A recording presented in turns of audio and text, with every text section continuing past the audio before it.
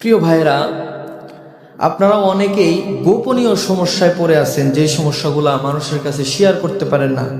অনেকেই মেসেজ করে বলেন যে হুজুর, আমি এই সমস্যাটার মধ্যে আছি, কারোর কাছে বলতে পারতেছি না, আপনার কাছে মেসেজ করে বললাম, আপনি এটার একটা সমাধান দেন। সমস্যাটা হচ্ছে, অনেকের ঘন ঘন স্বপ্নদোষ হয়। দেখা যায় সপ্তাহের মধ্যে 3 দিন 4 দিন তার স্বপ্নদোষ হয়। আর এই স্বপ্নদোষ হওয়ার কারণে তার শরীরের অবস্থাটা একদম খারাপ হয়ে যায়, শরীরটা দুর্বল হয়ে যায়, পড়াশোনা মাথার ভিতর ঢোকে না, কোনো কিছু ঢোকে না। তো ভাইরা, আপনাদের উদ্দেশ্যে আমি বলতে চাই বা একটা আমল শিখিয়ে দিতে চাই, যে আমলটা যদি করেন তাহলে হয়তোবা আল্লাহ তাআলা এই আমল করার কারণে আপনার এই সমস্যা থেকে এই সমস্যাটা দূর করে দিতে পারে।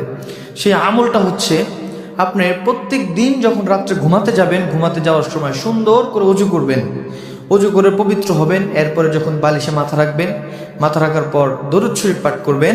দরুদ শরীফ পাঠ করার পর ঘুমের যে দোয়া, সেই দোয়াটা পড়বেন এবং ডান দিকে কাত হয়ে ঘুমাবেন। এবং যতক্ষণ পর্যন্ত আপনার ঘুম না আসবে ততক্ষণ পর্যন্ত জিকির করতে থাকবেন, সুবহানাল্লাহ সুবহানাল্লাহ, আলহামদুলিল্লাহ, আল্লাহু আকবার আল্লাহু আকবার। এই জিকিরগুলো মনে মনে করতে থাকবেন এবং কোনো খারাপ চিন্তা মাথার ভিতর আনবেন না। সুন্দর সুন্দর ভালো ভালো চিন্তা, জাহান্নামে কি ভয়ঙ্কর আযাব হবে, এই সকল চিন্তা ভাবনা আপনি মাথার ভিতর নিয়ে এসে যদি ঘুমাইতে পারেন, ইনশাল্লাহ আশা করা যায় আপনার স্বপ্নদোষ হবে না।